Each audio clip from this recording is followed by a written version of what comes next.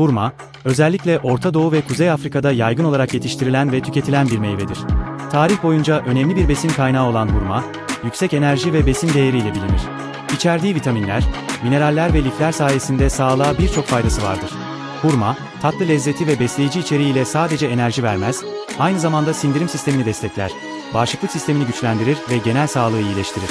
Geleneksel olarak iftar sofralarının vazgeçilmezi olan hurma, modern beslenme alışkanlıklarında da önemli bir yere sahiptir.